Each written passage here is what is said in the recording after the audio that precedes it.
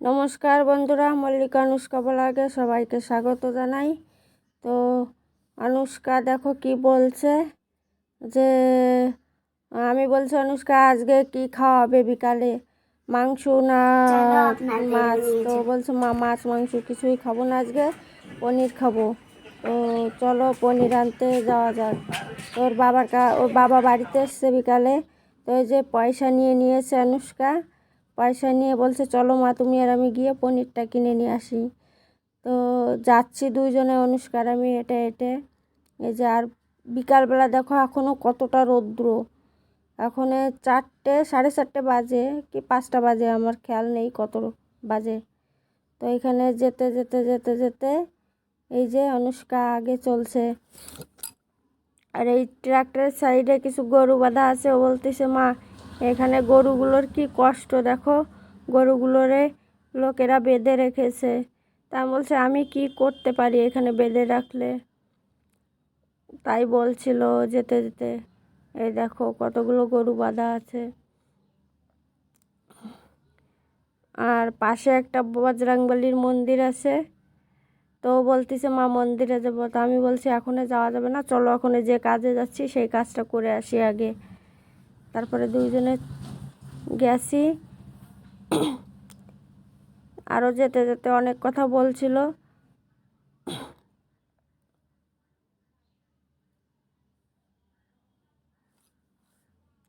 এই যে গরমের দিন এসে গেছে, আর এখন মাটির হাঁড়ি বানিয়ে রেখেছে জল খাওয়ার জন্য।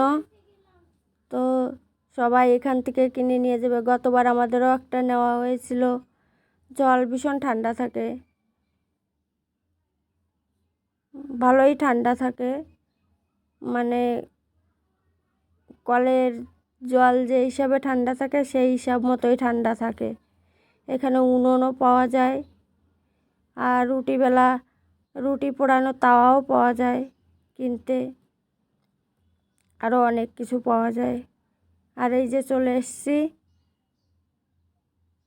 দোকানের কাছেই, এইটা হচ্ছে তরুণমল যাওয়ার রাস্তা। তাই অনুষ্কা বলছে মা এটা কোন রাস্তা, আমি বলছি তরুণমল যাওয়ার রাস্তা। তো বলতেছে মা তরুণমল তো একবার গেছি আমি। তা আমি বলছি কার সঙ্গে গেছিলি? বলতেছিল অমিত কাকা আছে, অমিত কাকার ছেলের মুখে ভাতে গেছিলাম, তাই বলতেছিল অনুষ্কা যেতে যেতে।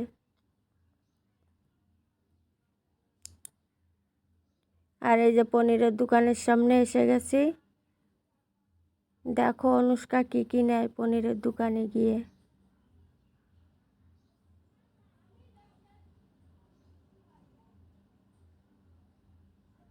আমি গিয়ে বলছি একটা পনিরের প্যাকেট দাও, তো ওই যে দোকানদার বের করে দিচ্ছে পনিরের প্যাকেট।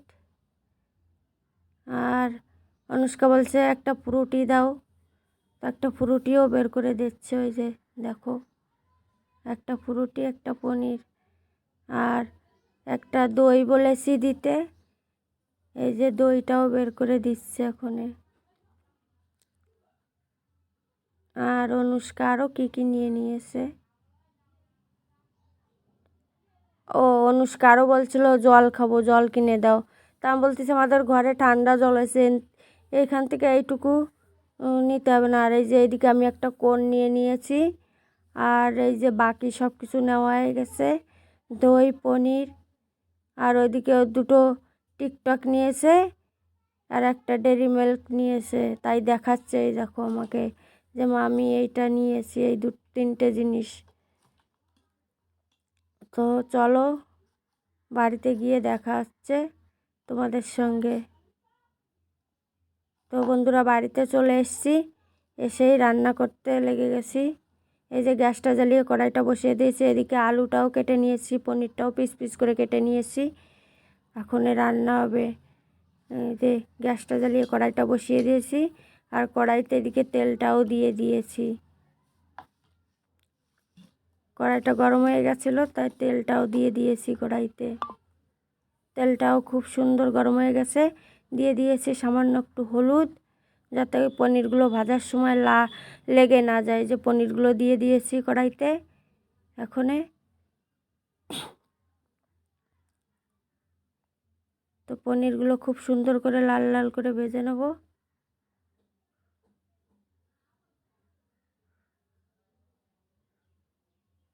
কড়াইটা খালি ঘুরছে, নিচে তেল তেল হয়ে গেছে আর খালি ঘুরতেই আছে। পনিরগুলো ভাজা হয়ে গেছে, তেল বেঁচে আছে, ওই তেলে আলু কাটাকেও দিয়ে দেবো। আলু কাটাকেও ভেজে নেব। খুব সুন্দর করে লাল লাল করে আলু কাটাকেও ভেজে নিয়ে নেব।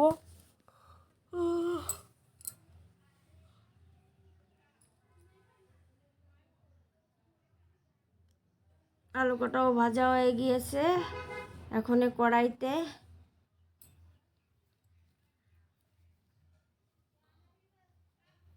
কড়াইতে দিয়ে দেবো গোটা জিরে। কড়াইতে যে তেল আছে, বাকি আর তেল দেবো না। গোটা জিরেও পড়ে গেছে কড়াইতে।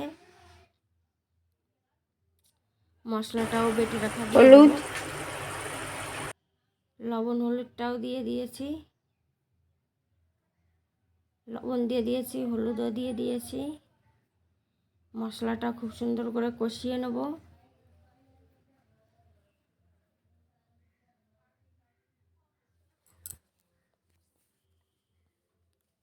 ধীরে ধীরে জাল দিয়ে কষিয়ে নেব। যে কষানো হয়ে গেছে মশলাটা, এখন ভেজে রাখা আলুগুলোকেও দিয়ে দিতে হবে। মশলার ভেতরে দিয়ে একটু মশলাটার সঙ্গে আলু কাটাকেও কষিয়ে নেব। আলু কাটাও পড়ে গেছে মশলার ভেতরে।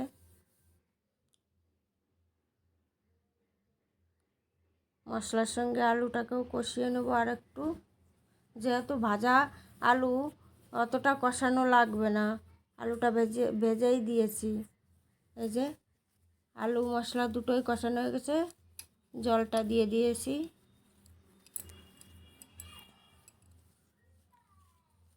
পরিমাণ মতন জলটাও পড়ে গেছে। আর এদিকে আমি দেখে নিচ্ছিলাম যে আলুটা গলেছে কি না।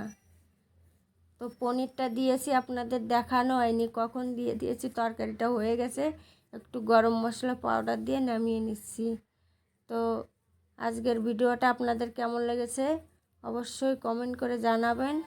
আর ভালো লাগলে একটা লাইক করে দেবেন।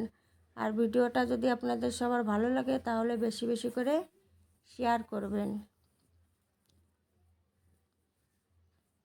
তো গ্যাসটা বন্ধ করে তরকারিটা নামিয়ে নিই।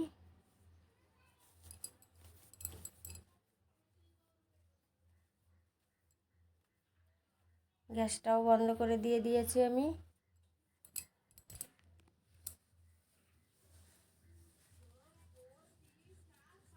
তরকারিটাকে নামিয়ে নিই। এই যে তরকারিটা নামানো হয়ে গেছে।